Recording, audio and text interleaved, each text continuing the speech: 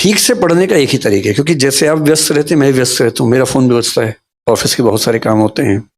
मतलब मैं अध्यापक हूँ, साथ में मैं उद्यमी भी हूँ, और हमारी कंपनी में करीब 2,200 लोग काम करते हैं, काफी मतलब ह्यूज चीजें हैं, तो मुझे उसमें बिजी रहना पड़ता है, वो भी करना होता है।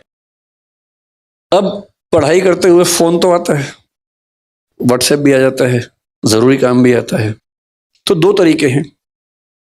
अगर किताब पढ़नी ही है तो 1-2 घंटे के लिए फोन को साइड में रख दीजिए, साइलेंट कर दीजिए। मैं तो ऐसा करता हूं, अक्सर करता हूं कि फोन को साइलेंट किया, एयरप्लेन मोड पे किया, कमरे के बाहर रखा और 2 घंटे पढ़ा। सबको बोल दिया कि 2 घंटे डिस्टर्ब मत करना, बहुत इमरजेंसी हो तो ही बताना।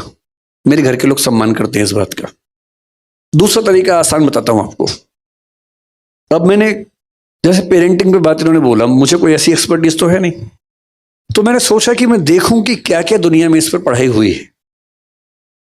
तो मैंने कुछ किताबें मंगवा ली पेरेंटिंग पे, मोटी मोटी। अब वो भी रखी है सामने।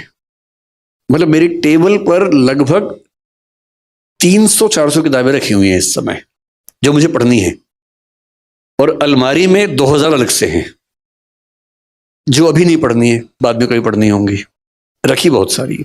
और मैं खरीदता तुरंत हूं, मुझे कोई किताब मिलती है मैं तुरंत खरीदता हूं या मंगवा लेता हूं उसको, ताकि मुझ पर दबाव रहे कि ये भी पढ़नी है।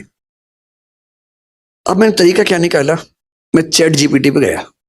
अब चैट जीपीटी के जमाने में सारी मेहनत मैं ही करूंगा, तो फिर मैं स्मार्ट कैसे हुआ। मैंने उससे पहला सवाल पूछा। मैं चैट जीपीटी का पेड वर्जन यूज करता हूं, वो थोड़ा ज्यादा स्मार्ट है, 4, अब 5 आने वाला है।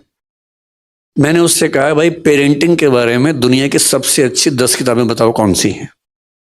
उसने 10 किताबों की लिस्ट दे दी। फिर मुझे क्या करना, मैंने कहा इन 10 के 10 का एसेंस बताओ, क्रक्स बताओ। फिर वो बेचारा मेहनत करता रहा 5-7 मिनट तक। 10 की 10 किताब को मैंने लिख भी दिया कि 1000 से 2000 शब्दों में हर किताब का चाहिए। 1 से 2000 शब्दों में हर किताब का क्रक्स उसने बता दिया। मैंने वो क्रक्स पढ़ा, 2-4 बातें काम की लगी, नोट कर ली, हो गया। हाँ, ऐसी कई ऐप्स है।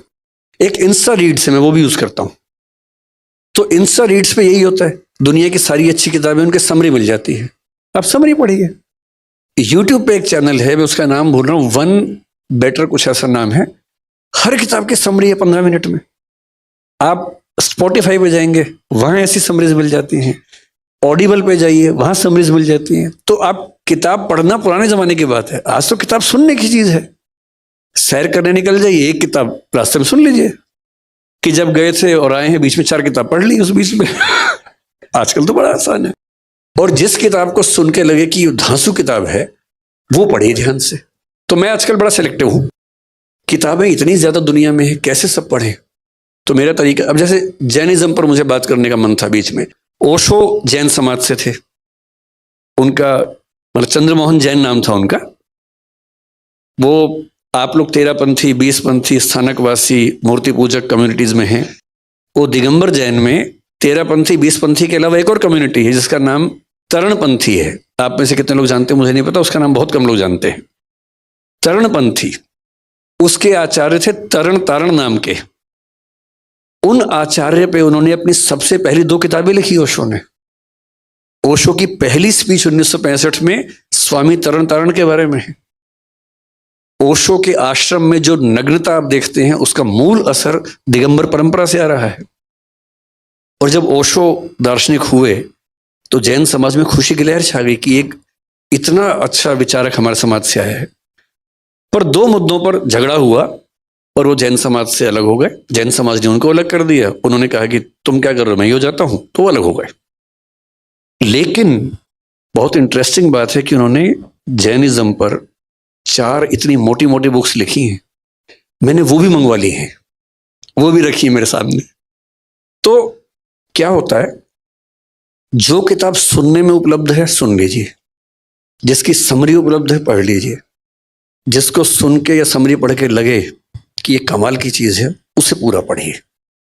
इस तरह से आप मतलब 1 साल में कम से कम 50-100 नई किताबों को जान पाएंगे। और मैं अक्सर बोलता हूं कि एक किताब पढ़ने का मतलब है आपने किसी और व्यक्ति के 40 साल की जिंदगी को जी लिया।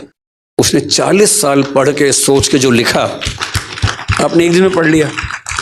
तो हमारी शारीरिक आयु जैसे मेरी 50 साल है, हमारी सांस्कृतिक आयु 5 लाख साल है हम सबकी। पिछले 5 लाख साल में इंसान ने जो जो सीखा, शिफ्ट करता गया, ट्रांसफर करता गया, वो सब हमें मिल गया, मुफ्त में मिल गया। और जिसने हर साल 100 किताब पढ़ ली है, सुन ली, 40 मान ले एक को, तो हर साल 4000 साल का हो रहा है वो आदमी, विजडम में, समझदारी में। तो किताब सुनिए, पढ़िए, समरी पढ़िए। विकास सर, आपने सबसे पहले कहा कि हमको बच्चों में खुशी ढूंढनी चाहिए जी, हर चीज के अंदर में खुशी होनी चाहिए। आज का बच्चा अपने दुखों से दुखी नहीं है, पड़ोसी के सुखों से दुखी है। कंपटीशन में मेरे पास मारुति है, तकलीफ नहीं है, उसके पास में ओडी है, तो वो अपनी मारुति छोटी लगती है। अपने पास साधारण पेन है, उसके पास बहुत ब्रांडेड पेन है, तो उसको खुशी कैसे दी जाए, कहाँ उसको सेटिस्फाई किया जाए कि वो अपने दुख, कोई दुख नहीं है, अपना दुख नहीं है, लेकिन दूसरों का जो ज़्यादा सुख है वो उसके दुखों का कारण बन रहा है, इसलिए वो खुश नहीं है।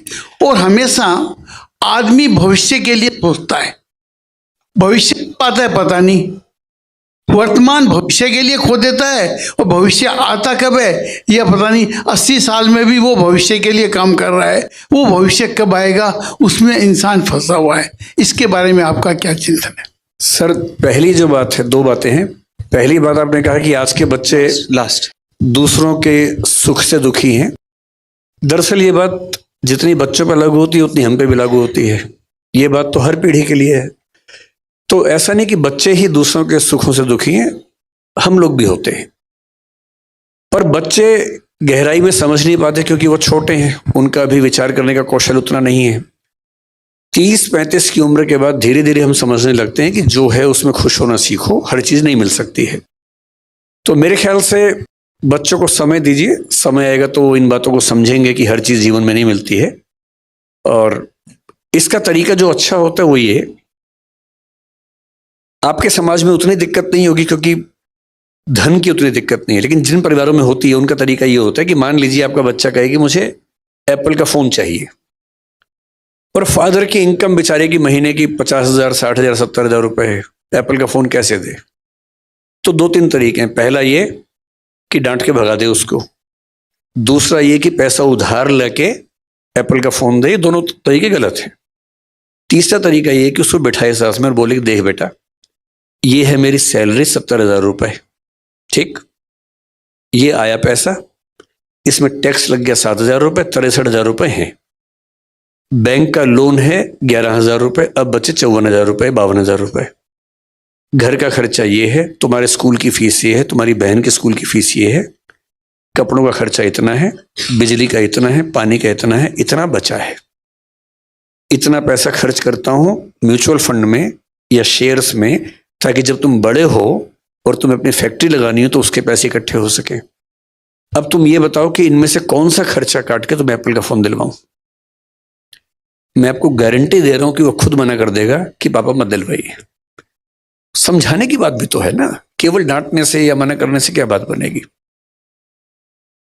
हाँ, लेकिन ये उदाहरण आप पे लागू नहीं हो रहा होगा क्योंकि so we have to wrap it up. So good evening sir, my name है Sonali Jain and I am an educationist. First and foremost हम सबको पेरेंटिंग के बारे में बहुत वन ऑन एक्सपीरियंस है, पर फिर भी आपके सारे जो डिलीवरी है, आपकी जो एड्रेस है, उससे हम सबको रिचार्ज हुए हैं, उसके लिए धन्यवाद। I just want to bring to everybody's notice a little bit more serious topic which I as an educationist also face, and that is the aggravation of depression, anxiety and even suicide in the students. तो ये जो हम specially अगर UPSC का नाम सुनते हैं और कोटा का नाम सुनते हैं तो सबसे पहले ऑफ कोर्स आईपीएस आईएएस से ख्याल तो आते ही हैं, and gratitude to all of that. But suicide के केसेस बढ़ते जा रहे हैं, ना केवल वहाँ, यहाँ दिल्ली में भी, बड़े शहरों में भी, छोटे शहरों में भी। सो इसका क्या कारण है? Is it because the children of today, the generation of today is less resilient, उनमें सहनशीलता की कमी है, या हम पेरेंट्स की कमी है कि हमें इंस्टेंट ग्रेटिफिकेशन उनको देते हैं और उन्हें एज आपने कहा स्ट्रगल स्ट्रगल से गुजरने नहीं देते, या फिर हमारा जो समाज है वो अभी भी पिछड़े हुए समाजों में ही है, जहाँ पे कंपटीशन इतना ज़्यादा है and survival of the fittest की पोजीशन आ गई है, जहाँ लाखों करोड़ों सीट्स लोग हैं लेकिन सीट्स खाली 100 या 200 अवेलेबल है. So what is your take on it and how can we get rid of the situation और at least bring it into control as parents? Thank you.